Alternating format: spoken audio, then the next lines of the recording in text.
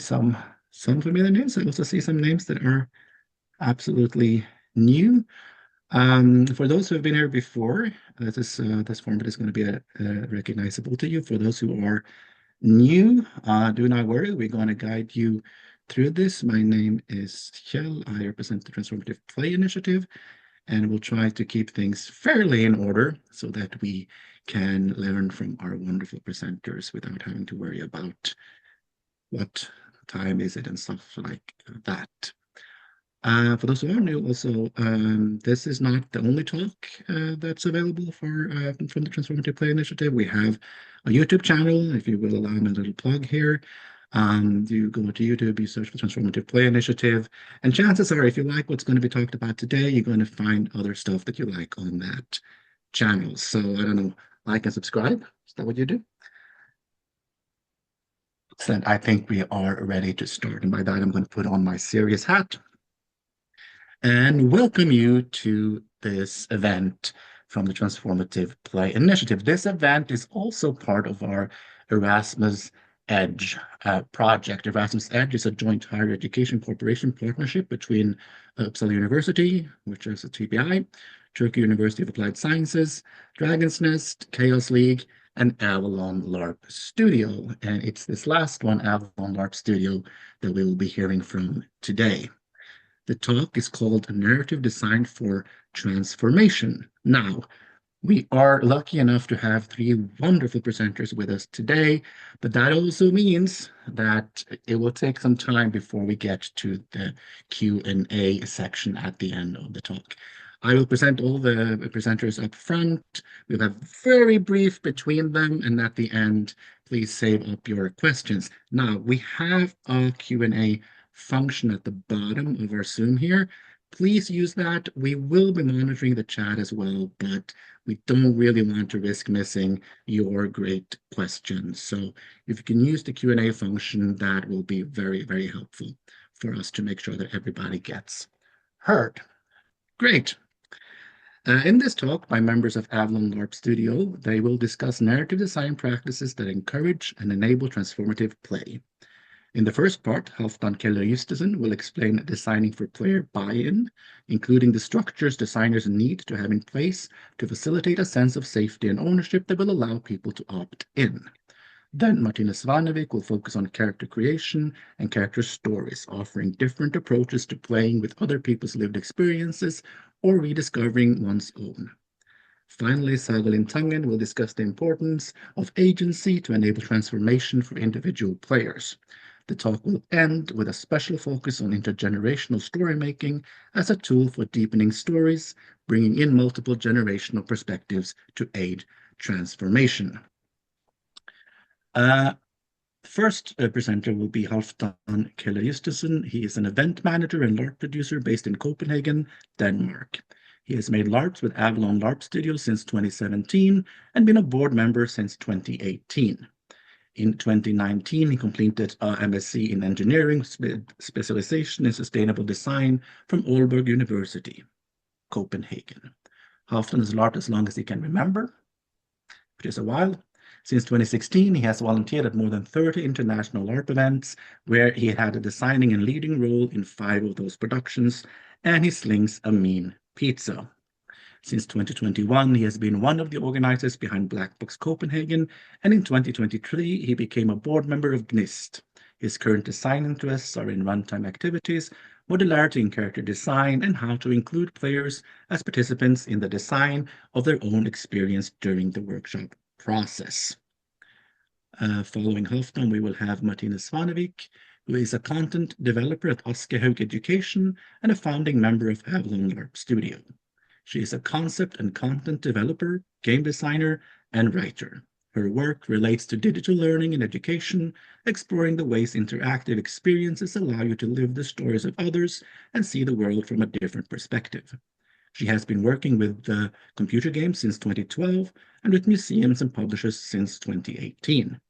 Svanevik's expertise is in creating concepts, narrative design, and content for interactive museum exhibits, experience centers, and digital learning.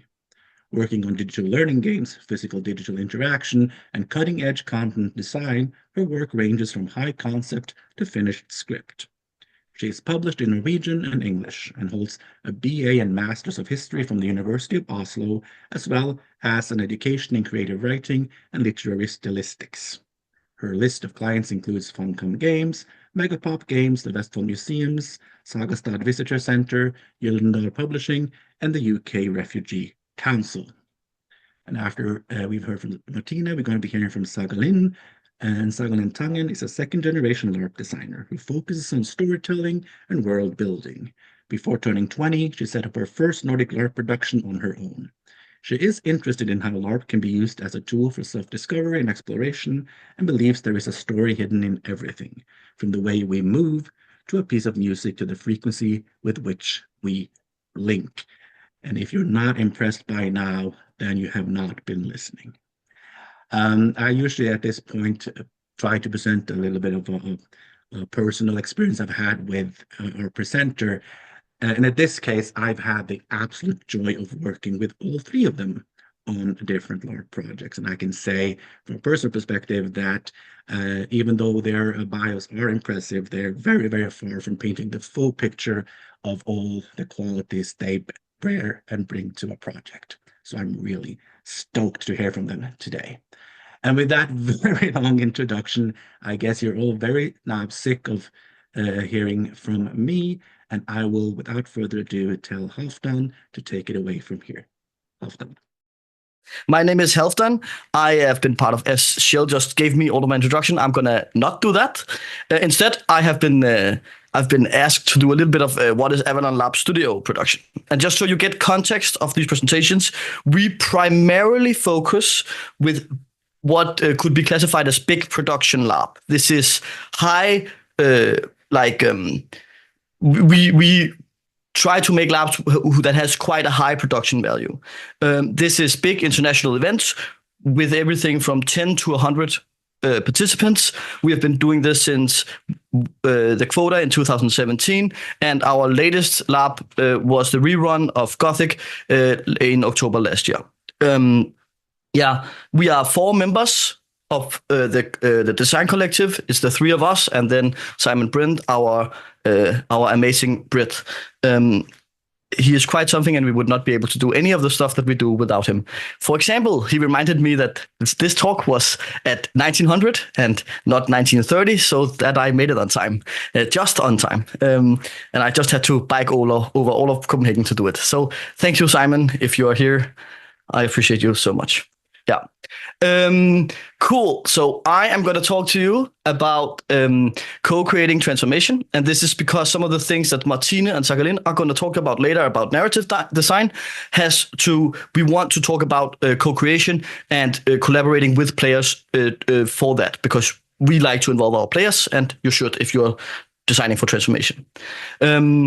And my background in this is that I studied a lot of participatory design during my master's and bachelor degrees at university. And why should we? Oh, how does this work? Here, this works. The premise for the transformation. If we want to design for transformation, it should always be ethical, right? To ethically get someone to buy into a transformation, we're gonna need agreement, approval, and enthusiasm. And therefore we must teach all of our players why we do what we do, and we also want to tell them what we are doing before actually doing it, right? So it's not like they should have a chance to opt out. So I just wanted to give you an example of a transformative experience that is not very ethical, right?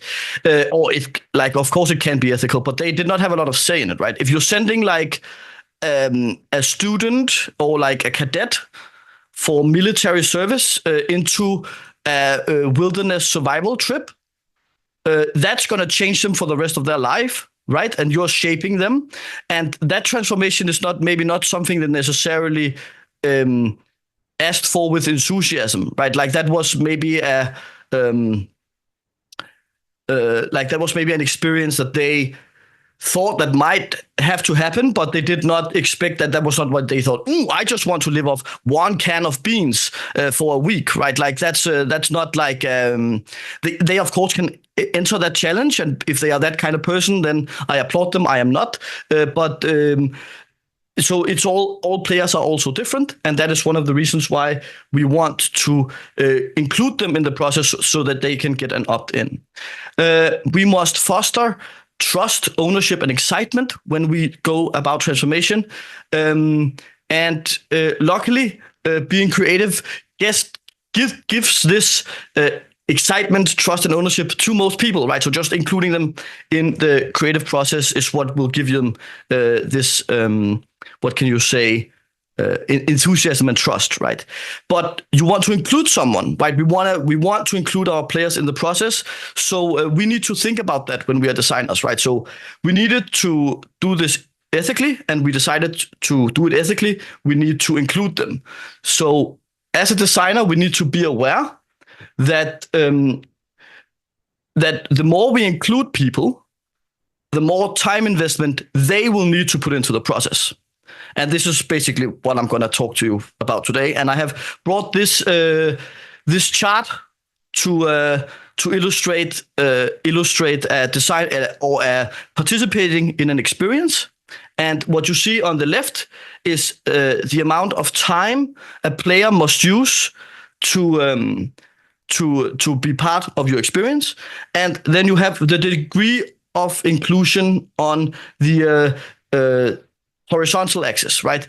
And what you will see, I hope most of you see, is that the more inclusive your process is, the more time players must spend on that process. And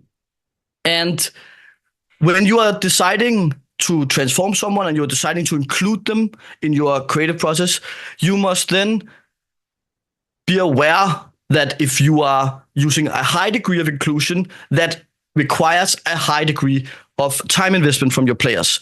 So what does this look like? I have here created this anecdotal 4-step ladder of LARP participation or transformative participation. I want to preface this model with two things.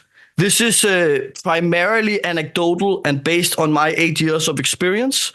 I have not had time to think as much about this as I want to, but it's anecdotal based on it's just like a view of how I think about things. It is also probably simplified, and it is simplified, and it's probably you should see the levels as more as overlapping in between them. But I'm going to go through them now, and I hope it'll make sense to all of you. So, what you see on the left is the least amount of participation you can use. It is if you impose your design on someone, right? And I am going to use the term I'm going to use the term as an organizer here for anyone who mandates authority. So that we see if there's a workshop facilitator doing a workshop at a LARP, then that person should be viewed as an organizer in this chart. So on the first, the red one, the red level, you have imposed design. This means that I am the organizer and I dictate all of the material. I give you a character and I tell you how to play it and what to do during the LARP. Decisions are made solely by me. I don't include anyone. And the players will interpret the writing rather than the vision. And there is a lot of things to write in this end of the scale, right? Then we move on to something I would say a little bit, we start including our players. And we actually, this is a quite big jump actually of inclusion. I think that we have already including them a lot. I call this step for tailored. And this is, you get input from the players, then you process that input, and then you deliver something back to them that they have to interpret, right? So this, for example, could be that, I'm going to give more examples later, but this, for example, could be that we are writing characters for someone, and before we write them, we want to write them write a character that has a specific transformational drive. So I will ask you questions about yourself, and you will give me those answers, and I will use those answers to write the character for you. Okay? The decisions are still made by the organizers, but they are guided by the participants. And I think that a facilitator can sometimes push a participant to a participant more than they are likely to push themselves in a sense of transformational, like in a transformational sense. So I think that some not all participants, some participants are very good at pushing themselves, but there are certain kinds of people who need a good push, and I think that this approach is very good for, like having this tailored approach is very good for that. Okay, then we can move on to an even more inclusive part of the process, which I call collaborative. In the collaborative process, we have a dialogue between players and organizers, or participants and organizers. The decisions are made by the participants, but it is guided by the organizers. This can be close to home, and because the participants are making a lot of the decisions, it often comes with a lot of enthusiasm, trust, and an agreement and hype about the thing. So that's like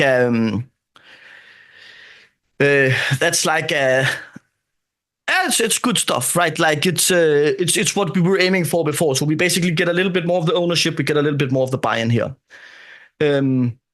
Yeah. And we are designing, like as an actor now, in acting as a designer here, the design choices you're going to make is mostly going to be about the process of them making choices, right? So again, I will have examples in a little bit. So there's also the last stage, which is freedom, complete and utter freedom, right? This is where the players just interpret your vision, not just the text, but like your vision, and they can get that wrong, but all decisions are completely left to them, right? So you are like, here's some things, do something with that, make your own character, show up on Saturday, we go, right?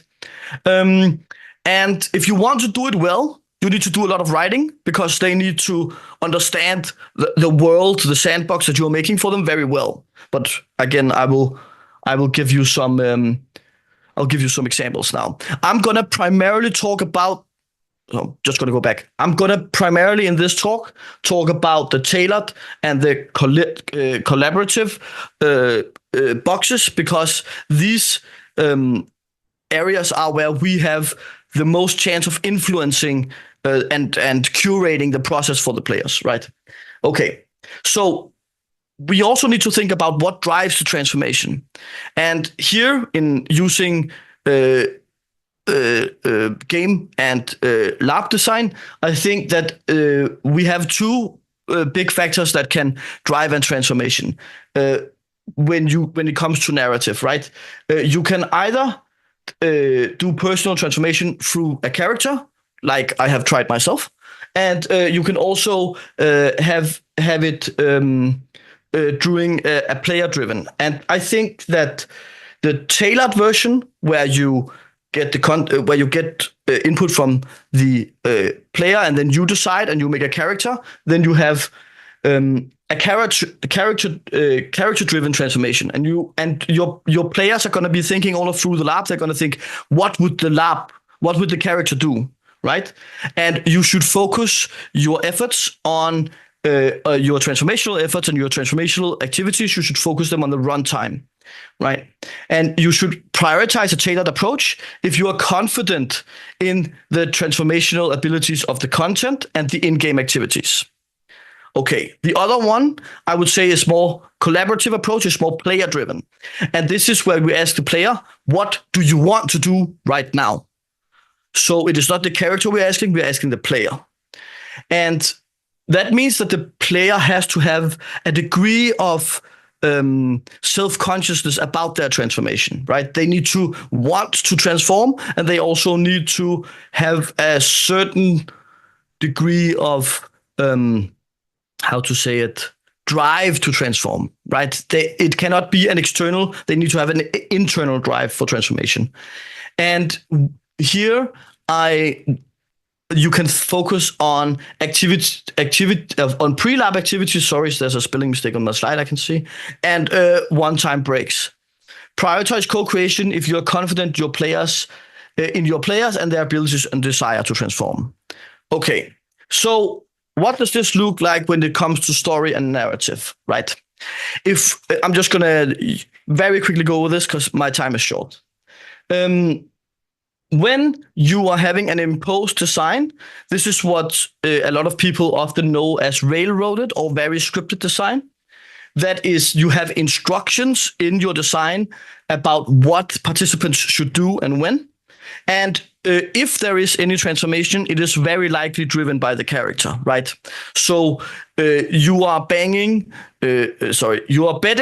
on the players getting transformed by their characters and that working, right? A tailored design can make use of X structures or schedules. It is guide-based, so as an organizer, you give out a character guide, and then the participant reads the character guide and navigates within the framework of the character guide. Players are presented with situations that the characters should navigate. And transformation is still likely character-driven. Okay, so we have a collaborative box here, and in the collaborative box, we have the structure is made in collaboration between the players and the organizers. This means that you are designing a dialogue when you're in your design process. What do you want to do? And then you make a decision together, or the player makes a decision based on your advice as a facilitator. Negotiations of you can also have a lot of negotiation between the players. What's going to happen next? What will work for who? And in the end, is the complete freedom. And this is I think the big reason why I would advise against using this in a transformative design. There is a lot of sandboxing, and that can become very chaotic. If you're running any kind of fantasy lab in a sandbox, you probably, or any kind of we have this concept of the Saturday night demon. And the Saturday night demon is the cool thing that everybody wants to encounter. All of the players at the wizard school wants to encounter the demon. So on Saturday night, everybody is going to summon a different demon, which means that behind the scenes, what you're going to do is you're going to take your one demon and you're going to change the costume a little bit, and then you're going to send it to 20 different rooms, having a demon summoning and coming back out. Anyway, that can become very chaotic. So I don't think that becomes very transformative. I think it becomes too hard to curate the experience of the transformation, right? If you're doing a narrative design in a sandbox, well, then that means that you have clearly defined and clearly understood metaphysics and world-building concepts. And again, the player is making all of the choices, so the player is most likely the person to drive the transformation. Okay, so let's get on to some examples, right? Here are my time is really short now, so I'm gonna go through these 6 tools that I have for you now, and then we're gonna be over with it. Okay, so if you're tailoring, then I have already used this example a lot. It is base the characters on the player, right? Make them play what we call close to home. So Martine will talk more about this. You create a form. You ask the players what they want out of the experience. Ask them about themselves and what have led them to where they are now. Use this material when you write the characters. Use personality traits, goals, and motivations based on their own transformational goals, and then encourage them to play close to home. Right? Okay. The second tool we can use, and this, if I have to give an example of a lab that does this very well, then I would point towards Forbidden History by Atropos. They spend a lot of time tailoring characters to their players, and it's having been there as a what's it called, community host or safety person twice. It is a lot of big experiences are happening there, so it's definitely a valid approach. The second thing that you can do is that you can suggest pre-written scenes to be played out at certain times during the lab. Then in a workshop or in a conversation, negotiation, you guide the player groups to choose which scenes they want to play and how they want to play them. So we tell them what to do and they decide how to do it.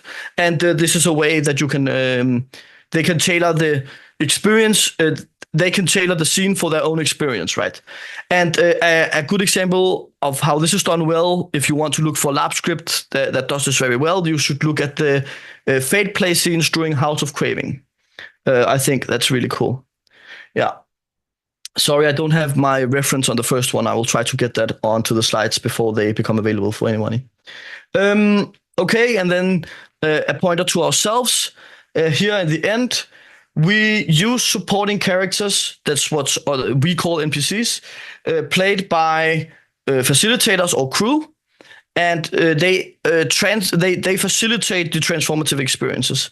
An example could, for example, be that you have a teacher a teacher of a magic school that teaches you like a real world skill in a trench coat, right? So you create a curated in-game or like in-world experience, and that's actually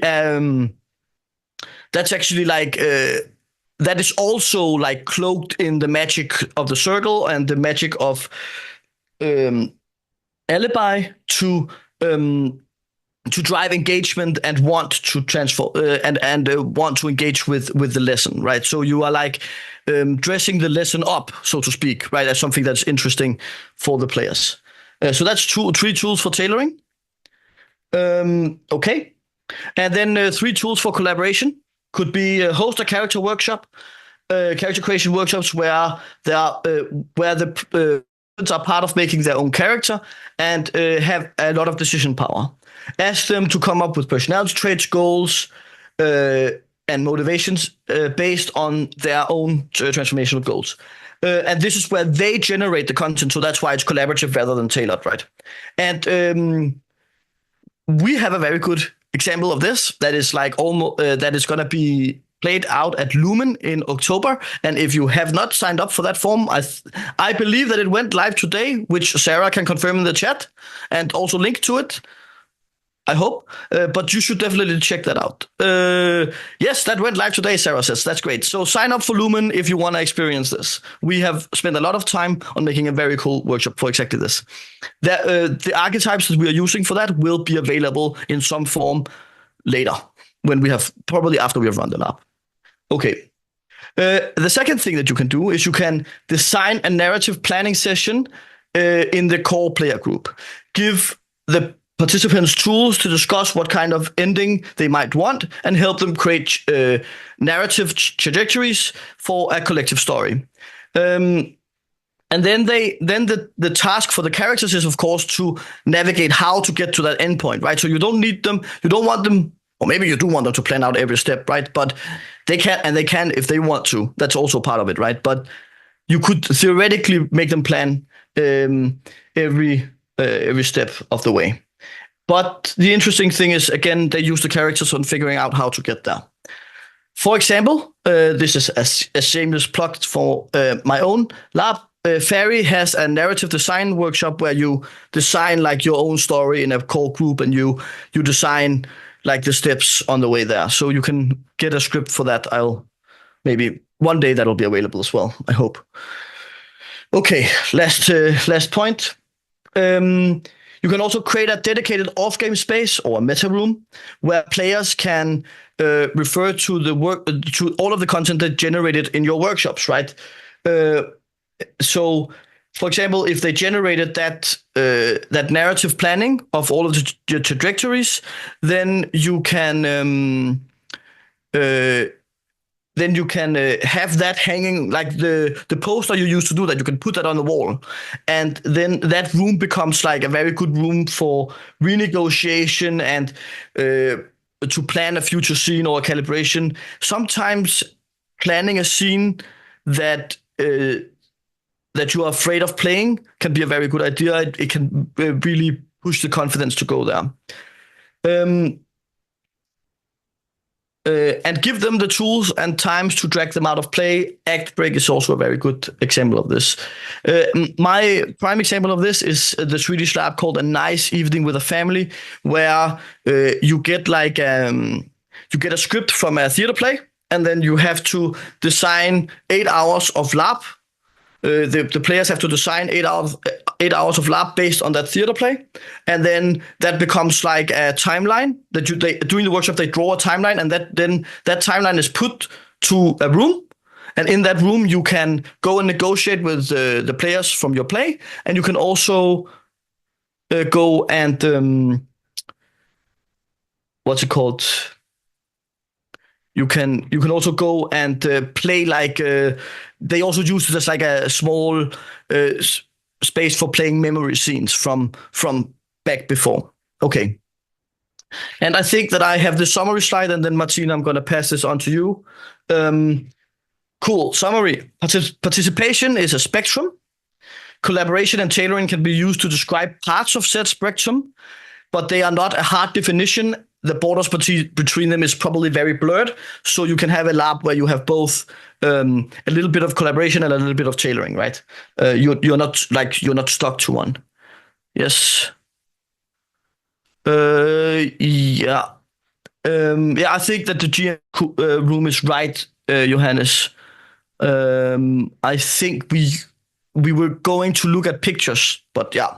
Look in the picture book, I think, was the call to go and play a memory scene in the room from before. Sorry, there was a thing in the chat I wanted to comment on. Okay, back to the summary. If you design for participation, you should expect a higher time investment from your participants. And you should prioritize the input-based tailored approach. If you are confident in your transformational design, make use of questionnaires, pre-written content, and negotiation workshops. Prioritize a dialogue-based collaborative approach. If you're confident in your players and their willingness to transform, make use of generating workshops. So like workshops where you're generating content or stuff. Give the participants tool to adjust and renegotiate their experience during the runtime. Thank you. That was it from me. I'm sorry I rushed you there in the end, but I think I'm a little bit over time.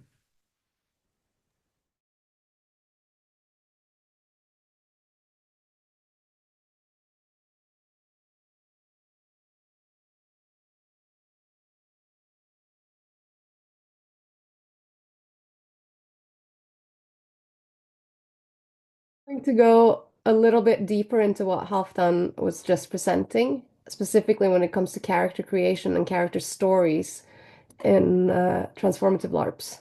Like, how do we enable people to play close to home? How do we help them gain empathy and understanding of the stories of others? But first, why does character creation and character stories matter? Well, it's because we interpret the world through our own experience and our own bodies. Our character in real life is how we move and inhabit the world. And it's exactly the same way, and perhaps even more so when we're role playing. When we role play, we use the character as our way into the story. And having that character is also an alibi to act and behave differently and experience things that we normally perhaps wouldn't do, or act in ways we normally wouldn't act. So you have the alibi to say, like, I didn't do this. The character had to do this. And that means you can also play with intense emotions and high drama, knowing that it isn't real, even though it might feel real in the moment. So you know that you could always step away, and that if you're steering your character towards a really tragic end or a massive fight, you will still be friends with your co-players in the morning. And you might like break up your marriage, but you won't be, your heart will be maybe bruised, but you won't have to deal with the economical fallout of a messy divorce. You can just pick the emotional bits and play with them. And since characters are our first step into the story world of our LARP and our way of experiencing it, designing that character creation process gives us a lot of tools and possibilities. Whether your goal is to enable players to connect with the time and history and actual real people and their stories, or if it's about connecting them to a part of themselves that you or they want to explore, the character creation is key to that. And that vehicle, like the fact that the character is a vehicle into the story, also makes it a powerful tool to enable empathy, passion, and understanding. So, how to approach it? As Halfdan mentioned, character creation can be left completely in the hands of the players, or it could be completely in our hands as LARP creators, or it can be a mix. It depends on your goals for the LARP. Writing characters take time for you, but it requires less from your players. It gives them a nice, easy way to familiarize themselves with the setting. It's maybe easier for them to create a costume and tailor it to a particular character if they can just like pick it up and play it. And it gives you many ways of showing them the world you're trying to create.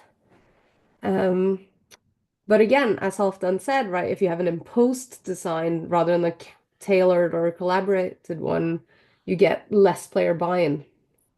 The more time they invest, the more invested they are also in the character, right? So if you let them create their own characters from a set of questions or free form, the more they will feel like it's their own thing that they're experiencing. On the other hand, it's also a barrier to entry. It takes time. Not everyone is comfortable coming up with a character. Not everyone has time to write one, or not everyone is good at coming up with a character on the spot. Not everyone is conscious about their own biases and tendencies. Not everyone knows how to push themselves for a transformative experience or even how to approach creating a character. And that's especially true if they haven't LARPed before or if they haven't done a lot of role-playing games. They might struggle to come up with a playable character at all, and they might not know exactly how to write something like this. So if you have a particular story in mind, it might be wise to think long and hard on exactly how much freedom you want to give the players and how much you're asking of them. In this talk, I'm going to focus on LARPs that aim to play with other people's lived experiences or how to rediscover one's own, and show how I used character creation processes to aid the emotional journeys I wanted players to take in different matters. Dealing with, I want to say that dealing with especially minority groups' lived experiences require care and consideration to avoid causing harm or teaching people the wrong lessons. And therefore, I'd say that there's three choices that you should make when you're creating such a piece.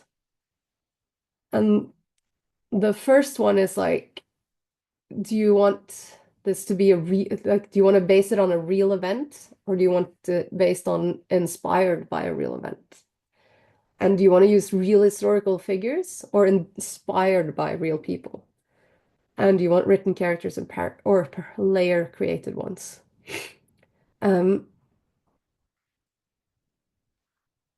If you want to tell a story of an actual real historical event like the Holocaust or the founding of the Norwegian state, that's different. Yeah, I'll get back into it. But that's um like, oh, sorry, I've lost the thread. There's like no right or wrong answer to these questions, right? But there are reasons to pick one over the other depending on what you want. And the decision you're going to make will impact the players and their experience in the role-playing game you create. So you should pick it carefully to attain the type of experience you want. I'm going to try to show you some pros and cons by using real examples. There's three different LARPs that I've been part of making. One with Broken Dreams and Avalon Larp Studio, one for work at Aschehoug Education, and one that I wrote personally. And it is these three. The quota was a LARP about LARP refugees and migrants, and it's attempting to enact and give people a chance to experience some of the pressure points facing migrants and refugees today. And this LARP has a fictional setting, but it's inspired by real life events and stories. It has co-created characters, meaning that we as organizers worked with the participants to come up with their characters. We tailored it. Right? I also want to talk about Ta Valg, Making Choices. That's an educational LARP about the life and persecution of Jews in Norway in the 1940s.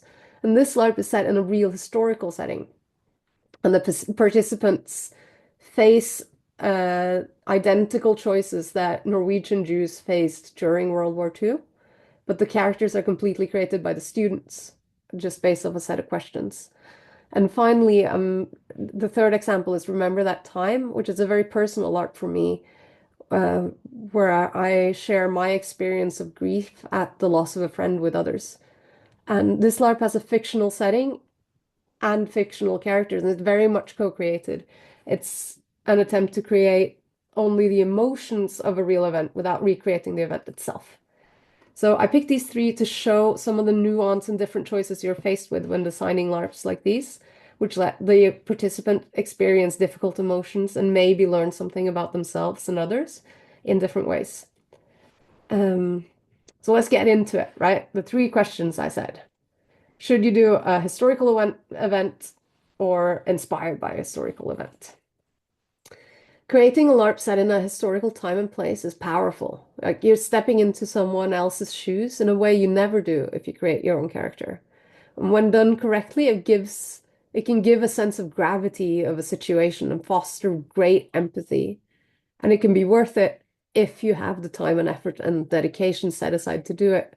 But it does also require a lot from the players because they have to be willing to spend time to research that time and history.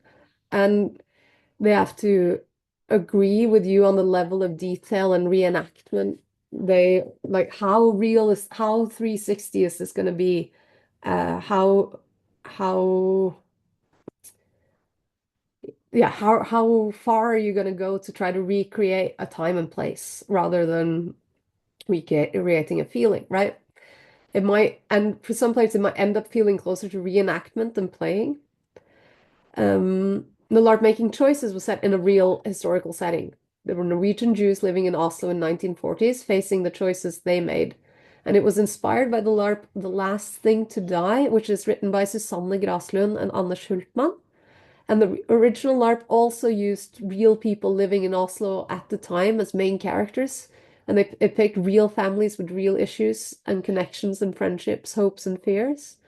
And the whole goal was to explore how to live as a Jew in Germany-occupied Norway during the war.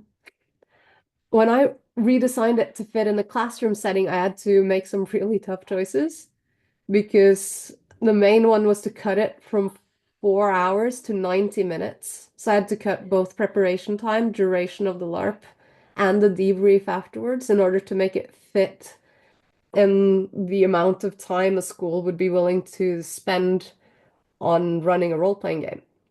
And that was done to make the LARP more accessible and to lower the barrier of entry, right? Like I wanted to make it easier for people to join. But I also made several other design choices there, like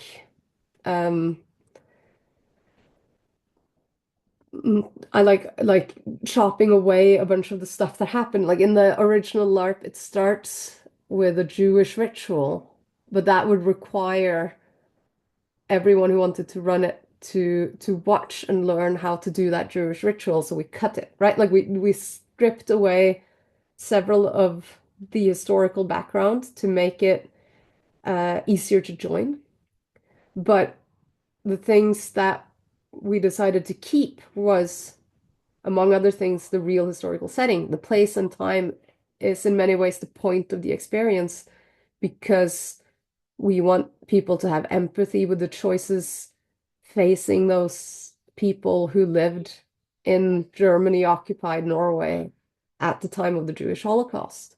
And it's about it's about imagining what would it be like to be faced with those choices. So having the real choices and having the real time and having the real place is the key to the experience. Everything else can be stripped away, right? The quota, on the other hand, is about depicting the experience of refugees and migrants in the world today. And it's based not on one specific event or one group of real people and their experiences. So therefore, we chose to set it in a fictional near future England rather than a real time and place.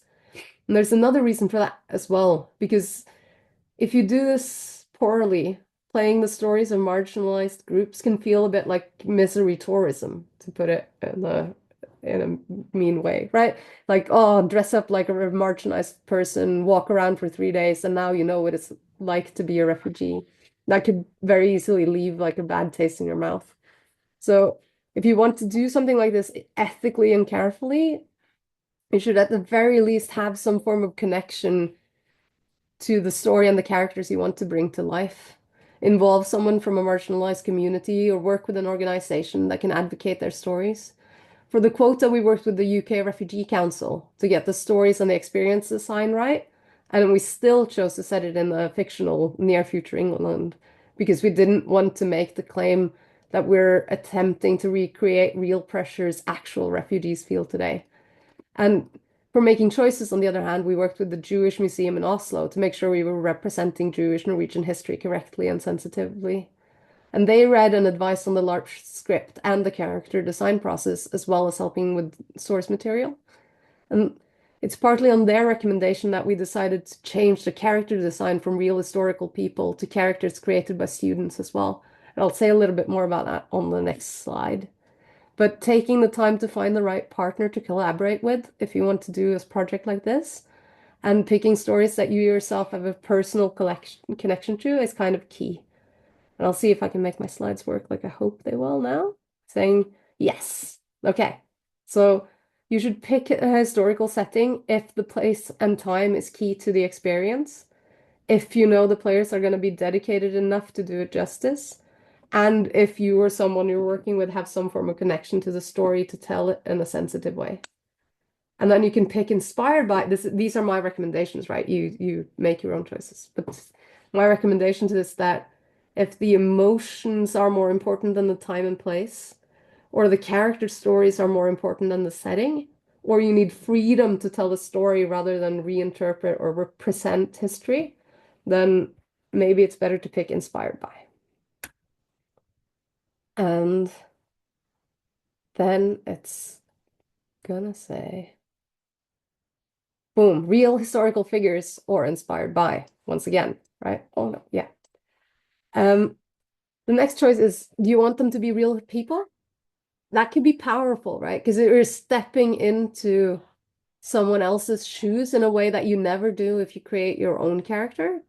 And it can be worth it if you have a time and effort and dedication set aside to do it. But when it came to the EDGE LARP about Jews, we chose not to. One reason was because the Jewish Museum wisely pointed out that if we want to use real people's tragedy, we should get in touch with their families to get approval, especially when it's for a commercial educational enterprise. And there's a different reason too, right? The players potentially of this LARP could be from any part of Norway. So setting it specifically in Oslo kind of detracts rather than adds something. And asking the participants to embody real people from history would also require more time from them, right? They had to be willing to research mannerisms, culture, customs, sociolects, and they have to agree on a level of detail that they all join. It adds a lot of extra work for them when the point of this LARP is to think and feel about the choices facing these people and what would you do in a situation that was like, what would you do if you were faced with this choice? So your name might not be so important. The character itself might not be as important as the choice that's facing them. And we tested and saw that it was easier to get 13, 14-year-olds to empathize if they were allowed a say in the character creation. Likewise, when we were creating the quota, we chose to let players co-create characters with us.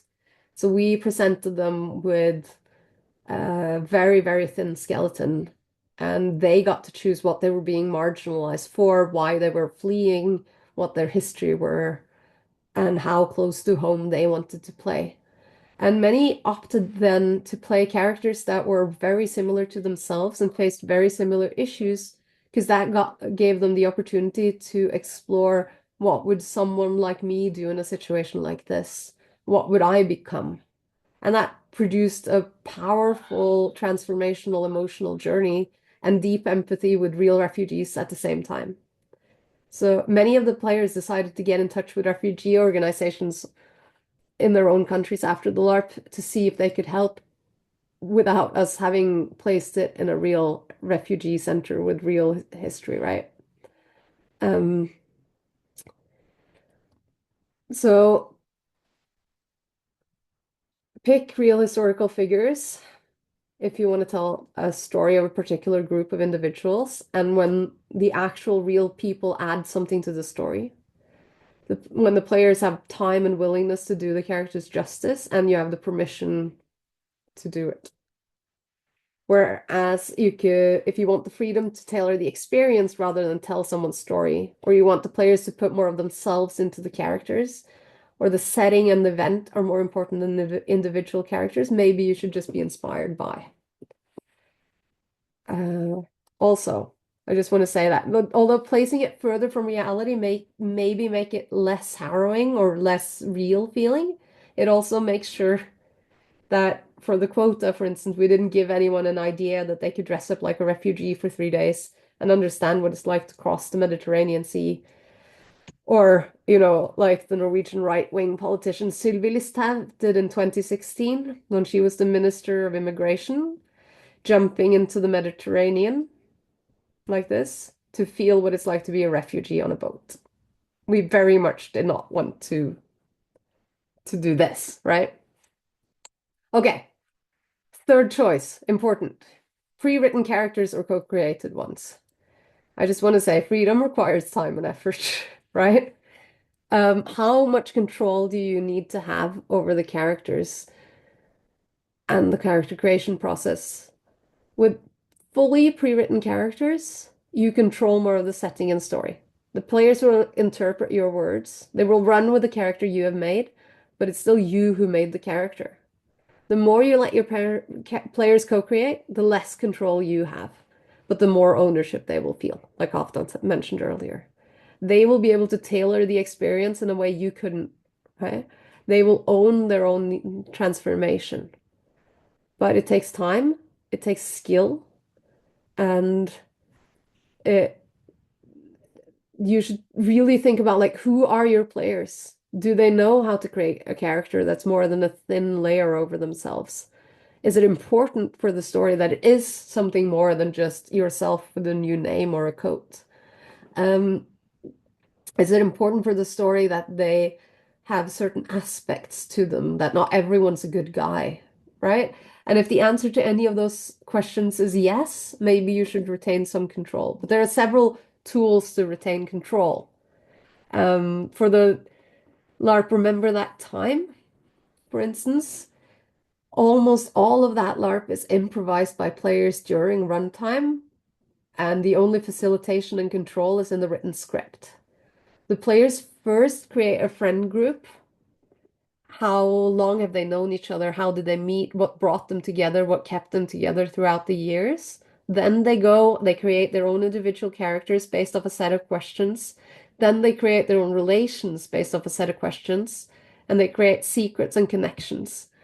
And then they play the LARP, and it's set at the wake of one of the characters, but none of the players know which one is dead until very close to the end. It's played out as a series of improvised, co-created memories based off of pictures that each player places on a table before saying, "Hey, do you remember that time when we," and then comes up with a setting or a memory.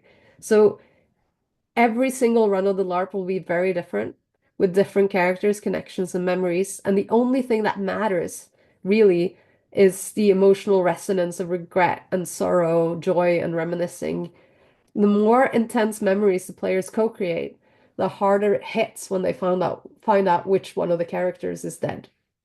And because this LARP is all about the emotions and the actual story doesn't matter, it's actually a strength that none of the characters are pre-written. The co-creation is the whole of the piece, and the closer the character becomes to the player, the harder the emotions hit when someone dies. It feels powerful because it's basically yes-anding for several hours. And the longer you go, the more likely you are to add more and more of yourself into it. And it's exactly that exercise that makes it hit hard. Whereas in the quota, there are themes to be played on that require more of the players. And the realness of the subject matter requires more careful co-creation. We want to showcase some of actual pressure points actual refugees feel, so we have to like add more of it into the characters, right? And we have to have slightly more control over approval and editing. On the other hand, letting them co-write their characters then made them put some of them, they were able to shop for the type of mystery they wanted, and we were able to weave it into the story we wanted them to play, right? And then again, for making choices or ta valg, the character that almost doesn't matter because it's the choices that matter. So again, the character is a thin layer for the player to have alibi to try out what would I do in this situation. So peak pre-written if you want to control the story and setting, you want to guide it, the story through the characters, and you want to ensure that people have an equal experience. It also usually lowers barrier to entry. And you can pick co-created when you want to give players more sense of ownership. You want to get them to play on their own transformative game, or you want them to put more of themselves into the experience. And the last thing I wanted to say is that there's pros and cons to each of these design choices. As you can see, sometimes it's right to use a real historical figure, and sometimes it's right to place the LARP in a real world setting. Sometimes it's better to be inspired by. Sometimes it's better to let the players create characters, and sometimes it's better to guide them. As long as you spend the time to think about why you're making the choices you're making when you design a story like this, you're probably on the right track. And that's my final slide, so I shall pass the mic to Sagalinn, or actually to Kjell, who will introduce Sagalinn. Thank you. Thank you so much, Martina. I'm not going to make this very long, but I'm going to remind everybody that if you have questions that come up from anything that is being presented here, please put it in the Q&A function at the bottom of your Zoom screen. That is the only way we can make sure that we actually catch it, even though we are present also in the chat and other channels. Having said that, we are now going to complete our Scandinavian triumvirate or triangle of the day. And I'm not sure if Sagalinn is in Stockholm, but she is in Sweden. So we at least have the three countries, maybe not the three capitals. Please, Sagalinn, just take it away whenever you're ready. Thank you. I am indeed in Stockholm, so we are checking off three capitals. So Martine is going to be in charge of my slides while we do this. So I will tell her when to click. Thank you, Martina. And hopefully this is going to go as smoothly as it can. So now that Martina and Halfdan have taught us how to engage our players and how to choose the character creation process for our LARP, I would like to talk a little bit about agency. Why agency is so important to enable transformation and how to design for it. Slide, please. Thank you. So to start with, transformation can happen at any LARP because LARP is a transformative medium in and of itself. It offers us alibi to experiment with and expand ourselves, and it is an embodied medium, so we experience it with our whole bodies and all of our senses, which affects us more strongly than if we only use one or a few of our senses. That means that a player can transform as a result of any LARP sort of by accident. And now we'll see how this works if you click, Martina. So you can see that at any LARP this can happen. Your player just suddenly evolves into something else without any sort of facilitation by you. And if you click again, Martina. Yes, but we can also design specifically for this to happen. And next slide, please. Thank you. The key to personal transformation, in my opinion, is empowerment. We need to empower our players to transform themselves. And this is the definition of empowerment lifted from the online Merriam-Webster dictionary. So they define it as the act or action of empowering someone or something. So the granting of the power, right, or authority to perform various acts or duties, or the state then of empowerment, the state of being empowered to do something, the power, right, or authority to do something. And when it comes to LARP design, empowerment cannot happen without agency. Slide, please. Thank you. In the book LARP Design, which came out in 2019, agency is defined as the capacity of a participant or a character to act in a meaningful manner in a given environment, to have the possibilities to impact the proceedings. So in simplified terms, that means a player's or character's ability to impact what happens in the diegesis, so the story world within which the LARP is taking place, as well as the direction of their own story. And for the purpose of this presentation, I am going to use player agency in lieu of participant agency because I don't have time to cover the experience of, for example, supporting characters or non-player characters that Halfdan briefly mentioned. And I want to stress that player agency and character agency are not the same thing. I, as a player, can have agency even in situations where my character does not.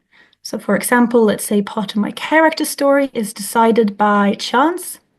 Perhaps there is a lottery at the end of the LARP that determines which characters get to live and which characters will die. Whilst my character does not have the agency to affect the outcome of that situation, I, as a player, might still be able to do it. For example, maybe there's a tool or opportunity for me that allows me to talk to the organizers during the course of the LARP and ask them to remove my character's name from the draw if I really want my character to live, for example. And I will focus on the importance of player agency. Next slide, please.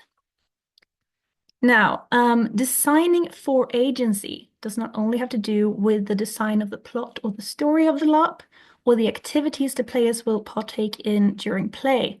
Player agency needs to be considered in every aspect of your design. That includes the world building, so the setting or the story world.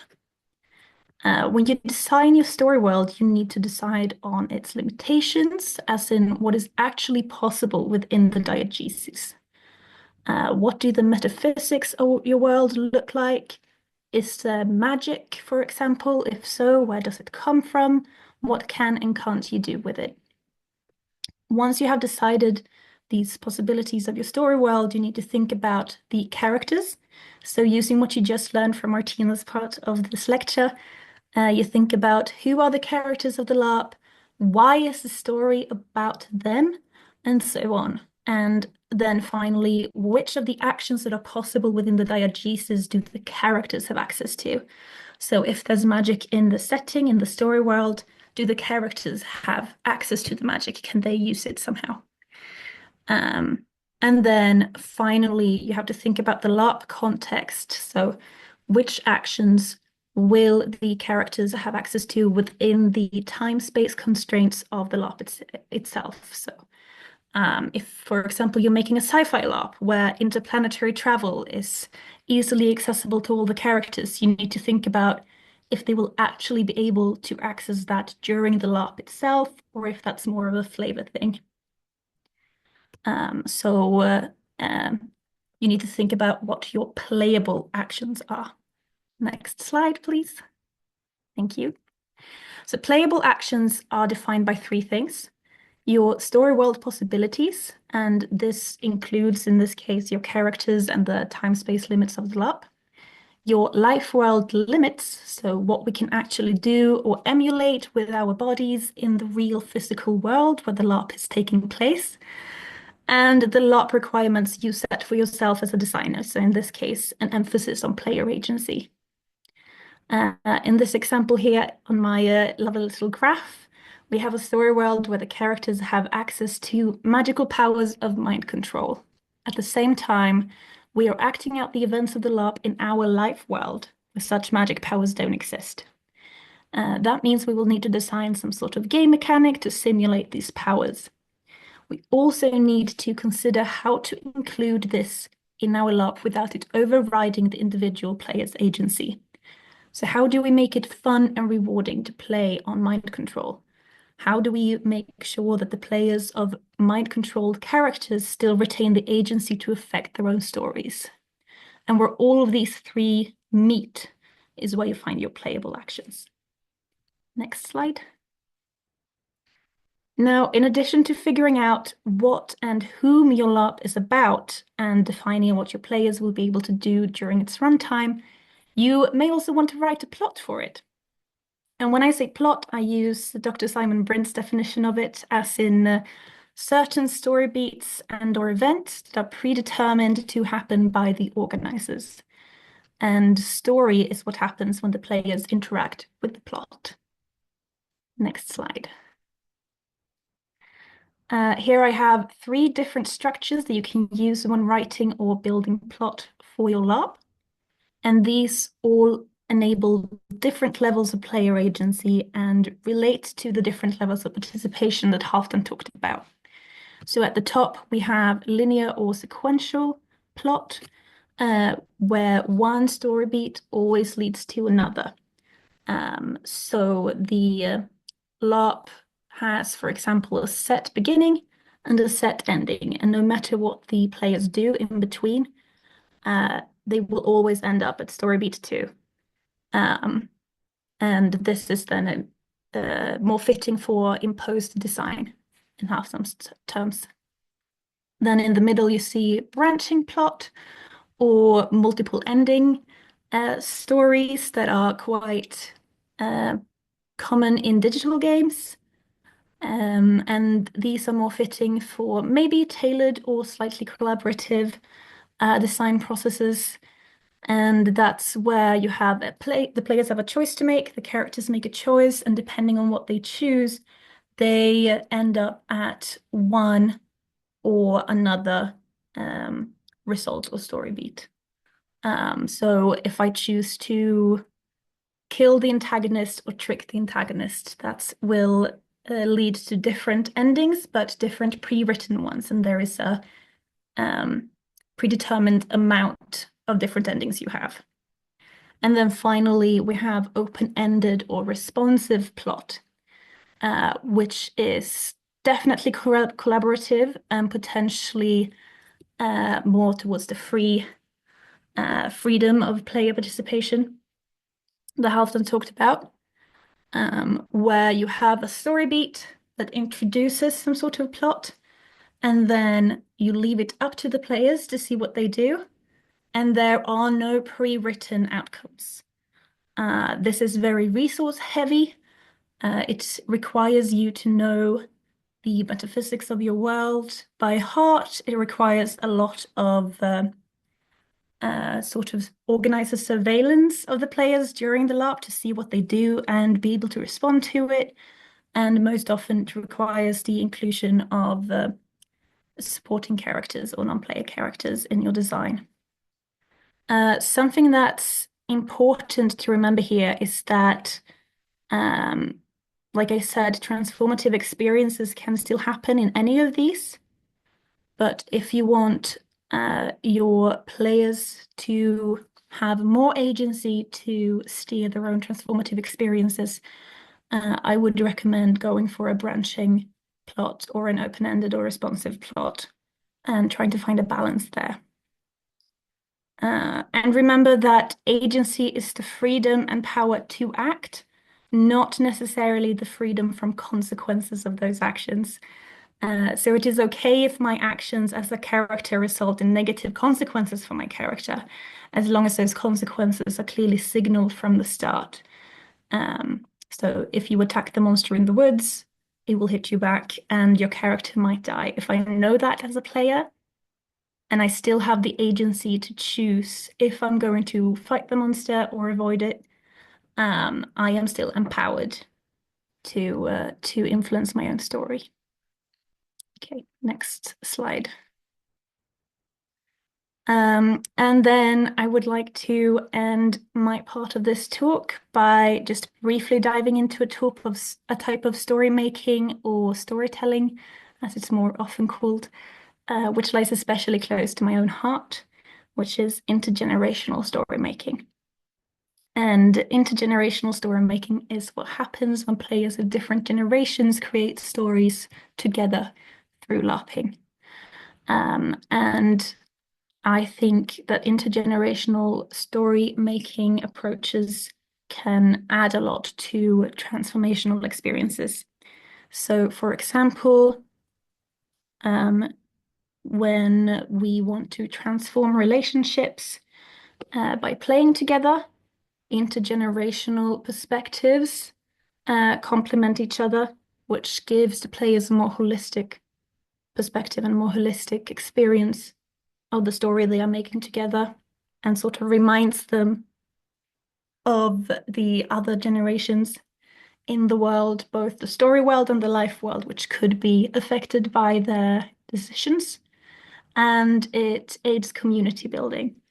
There's quite strong generational divide in the Western society as a whole, and also in the intergenerational LARPing community, where players of different generations often, or rather seldom, interact with each other and the same stories. And when it comes to personal transformation, intergenerational perspectives aid you in visualizing both the past and the future. The presence of a child will remind you of your own past and aid your potential reconnection with your younger self. And the presence of older people can aid your channeling of a future self. So you can see sort of, how is this character played by a child similar to my own experience or my character's experience? And how does this older character, played by an older player, sort of mirror who I could become? So we can look to each other for support and for examples. And we're running very low on time, so I think I will wrap it there. If we go to the next slide, I have some references here, as well as some recommended further reading for if you're interested in intergenerational storytelling. At the bottom there is my Nordic LARP talk from 2019 that focuses completely on intergenerational storytelling. It's 10 minutes long. And above that, you see a great article by Frederikke Sofie Beck-Høyer about how to design power dynamics between adults and children in LARPs. And she also has some great things to say about agency and how to design for agency across age groups. And then the final slide is just a thank you for coming to this talk and listening. And I'm looking forward to your questions. Thank you so much, Sagalinn. Let's see, I'm going to try to organize the questions that have come in. Let's see, I'm going to click up here and get them. So the way the Q&A will have to work now is because some questions are directed directly at one of you three, but I also believe that there's a lot of overlap in most of the questions, and I also think that you three work together, so you probably share a lot of thoughts around this as well. So when I ask questions, let's just try to whoever feels most or best positioned to answer can jump in. And I also know that you guys will probably also be pretty good at giving each other the time and space and share it equally. I'm going to start with a question that came in. Can you say something about play culture in different communities of play with regards to scripted characters versus workshopped characters? Which communities are more used to co-create? Possibly a loaded question, but I think it goes towards the maybe what Halfdan started with, and Halfdan wants to answer it. So go ahead, Halfdan. Yeah, if I have to give some examples, I think that the small festival community tends to do workshop characters a lot. So the black box scenarios have a strong tendency to do it. But then at the other end, the pre-written characters of like festival has very much pre-written characters, right? Most scenarios where you have a set limited of time and you are just playing for a weekend, it's a one-time off. They'll use a pre-written. They will favor. They are leaning towards pre-written characters, right? And then you have like long-term like campaigns, more open world stuff. It tends to have player made or collaborative like processes as well.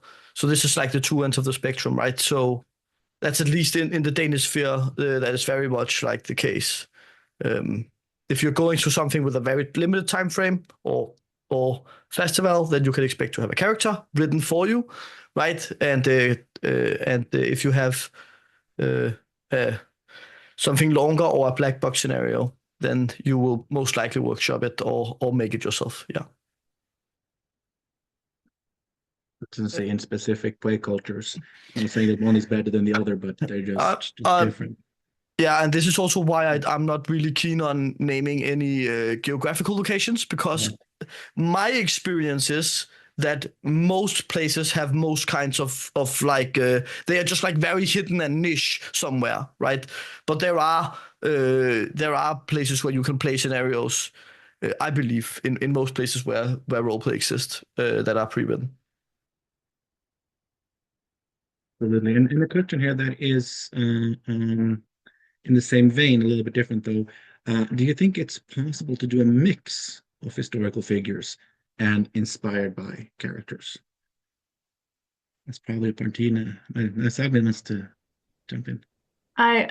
We have actually done this at our LARP, the last song, that we ran a few years ago in 2022, I want to say it was, which was a LARP about the Christianization of Scandinavia. It was set in Denmark, where we had all of the characters were pre-written. Some of them were explicitly supposed to represent some real historical figures. So we had, for example, Princess Tyra of Denmark, who was a real person who was played by a player at the LARP.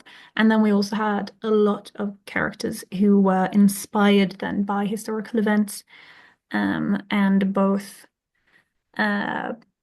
real historical figures and characters from the Old Norse sagas. So you can definitely do a mix. And I think the most challenging part for us during that design process was trying to make sure that everyone felt equally important, that their character had equal influence on the story during the LARP, so it didn't just turn into a pseudo reenactment. So both giving the players who played historical figures the agency to reinterpret those people and not feel like they needed to try to reenact how those people exactly would have acted in the situations at the LARP, and making sure that the people who were completely fictional characters still felt empowered to affect the story, and it wasn't just up to the historical figures. So durations there. I think Martina had her hand up, but it's Yeah, but down now. Sagalinn said the important thing that I wanted her not to miss, which was the fear that once you have like named historical figures, everyone else might feel like a bit part. So balancing that and also giving them the freedom. Yeah, you don't want to create a main character with a lot of fictional sidekicks, right? Halfdan. I'm gonna do a shameless plug, right? Because we actually also did this as Gothic. So if you want to read, damn it, my blurs. You're gonna see my ugly ass background now. We did this in the Gothic book. So some of the servants, all of the people in here are technically historical, but some of the servants we could only find names for. So if you want to read a good mix, then all of the poets in this are very much historical characters, and and some of the servants are also very much historical characters, but some of the servants are very much heavily inspired by the world, and we were only able to find like names, right? This is available in print on demand on Drive-Thru RPG, and there is also a pay what you want, including $0 money for a PDF. If you want to have an example of very well written historical characters, I can say that. I think I'm allowed to say that, right? Or will the Yandelov come and the collective Yandelov will come and yeah, I think I'm good. I'm confident in the product. Those characters are very good. And you're allowed to plug your own work, of course. Gothic, and that is also a really great example of a trend that is really positive, where people are creating LARP scripts or books and documenting what they actually created, which we're seeing more of, which I am very personal fan of, and that is also a great one. So plug away. I'm going to pivot a little bit, and this question was, I think, directed towards Martina originally, but I think all you can answer. I'm really interested in the process of working with a partner organization in order to build depth and authenticity to historical events for transformation. How do you enable these organizations to contribute fully to the process? Great. I'm taking it. Yeah. That's hard, right? Because usually they don't know about LARP. So we usually start with a meeting where we explain what we're aiming to do, and what the goal is, and how LARP works. And then we talk to them about how much time they have to invest in it. And of course it helps, like with if you're doing it for work, you can pay them by the hour. It helps, right? Or like we did with the quota, they kindly gave quite a lot of their time. But then we said if there's any money left over after we've run the LARP, we will donate it to you. And then luckily there was, right? I I think the most important thing is you have to have like the meeting where they get to say how much they can help you, right? How much time they have. And then you have to make sure that you know exactly what you need from them so that you don't take up too much of their time. And then explain what LARP is first, I think. And hook, if you want to do this, Hazel, then talk to me. Because I would love to, like, I'd love to talk about that with you more. Follow-ups on the others? Okay, I'll just move on because we have quite a few questions that came in. For those of you who are wondering about more info about the LARP Remember That Time, I think Sarah put some links in the chat. We can also, the easiest way for us to get links on a more a fixed place would be at our Facebook page, where we will put these links under the event. You'll find it there. It's the easiest way to do it. Martina, you had a follow-up on that. Yeah, I saw that one of the questions was how long does it take to play? It takes about 4 hours. And the LARP script is almost done. So if you want it, that's a nice reason for me to actually type it up and put it as a print on demand, which I can do if at least 2 people say they want it. It's easy to run at least. That is awesome. A good thing we also talked about LARP scripts already and how the importance of them. And of course, Avalon is in many ways leading the charge and making it a more normal thing to do for these productions, which is super, super awesome. I'm gonna see what can we pick that we haven't really talked about. Let's go and talk about intergenerational LARPs.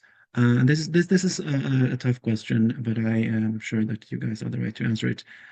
How would you address intergenerational LARPs when the older generation experienced cultural trauma, for example, the Holocaust or forced residential schools? I think I would need more context to that question. Like how do you address those themes if they play close to home? Is that sort of Yes, I'm thinking, for instance, let's say we're playing, the way I understand this question, let's say we're playing something like, for instance, the Holocaust, which is already a really, really hard part. But then you have an older generation of players that actually experienced it. Now, the Holocaust, of course, is too far away in history for that to have been, but there are events in history which you can imagine that the older generation of players actually played it and actually lived it, sorry. And now we're playing it. All the special considerations one need to think about them. I mean, yes, definitely, of course. If you're playing or working with someone's actual lived experience and trauma, there's a lot you need to take into consideration, like how Martina said with the quota, for example, perhaps depending on your own positionality, perhaps you shouldn't be the one making this LARP. Perhaps it needs to be more fictional or inspired by historical events. I think if you want to make it an intergenerational LARP about, sorry, a traumatic historical event, then my advice would be to try to involve as many of the affected people as possible to get their perspectives and make sure that it's done in a respectful way. And LARP can be healing in that way, that you get to address and explore your trauma with the option to make the story end differently than it did the last time. And so I think it can be very powerful as long as it's done right. But I don't think there is a like one universal approach to all of those stories. I think it needs to be curated on a very case by case basis, and to make sure that that the LARP is also about everyone present, so it doesn't just become a LARP about the older generation who experience this in real life, with the younger ones feeling like they are the backup characters, but where you can make something powerful in the meeting between generations. Martina, what did you want to say? Yeah, yes, and I think if you have a situation where some of the players playing will have real memories of a traumatic event and the others won't, you should probably set aside more time before the LARP to learn about it and to talk about it, and more time after the LARP to debrief. Both so that the people who have felt it on their bodies before get to talk with other people who felt it on the bodies before, and between the generations. Imagine as a LARP designer, I'd be very, very afraid of making it or treating it with not treating it with enough respect, especially knowing that there was somebody there who had actually lived the experience. I'm reminded of there was at Just a Little Loving, which is a LARP about the HIV/AIDS epidemic in the 80s. There was one of the runs. There was a player who actually lived in the US during those years, and apparently there was a really good sharing moment after, and what you talked about, Sagalinn, the connections that can be made between generations like that. Thank you for handling that question. I saw it and I thought this is a little bit sensitive, but you are the right people to answer it. I'm going to jump a little bit. Let's see. Imagining and being creative is not easy. How can we stimulate the imagination of the player in the design of art to challenge stereotypical expressions and ideas? Halfdan has the answer. I have an answer, but I just want to make sure that any of my co-designers are or my lovely friends are also. I'll start, okay, and then they can help. So I think that this seems very daunting and hard, but I want to. The way that you inspire creativity, in my opinion, is that you constrain choices, so that you limit the player's choices. It is easier to choose from a race of, let's say, 12 different species.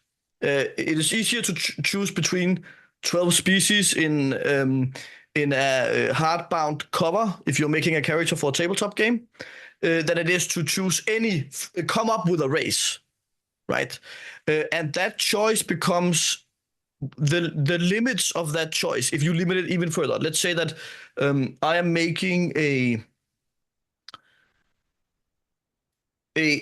specific campaign, and I only want you to play, let's say, humans and halflings.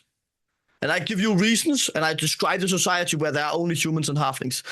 Now it is a lot easier for you to make that choice, like which species should my character be, and it is also easier to decide, and all of that will then give you have already made the first choice, right? So that makes, okay, I'm a halfling, then that means I'm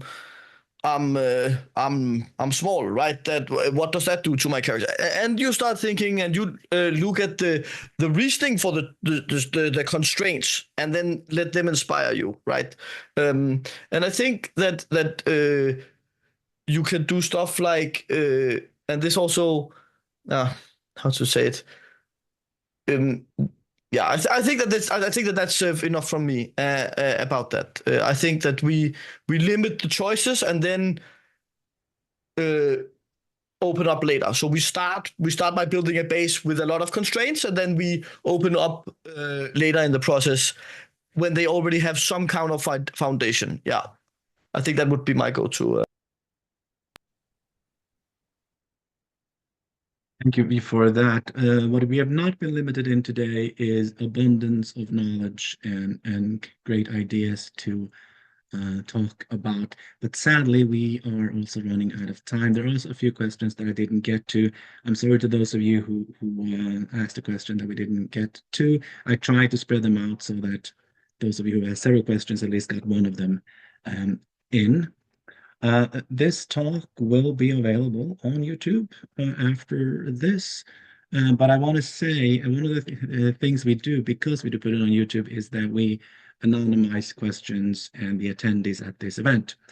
So the last question here is, my question is, will you be at KP this year? I would love to talk to you all in person about your presentation. I really loved it. And I will implore the person who asked that question to find these three. I'm pretty sure they will be there. I see nodding here yet. And I'm pretty sure they will also love to talk to you about the work that they do.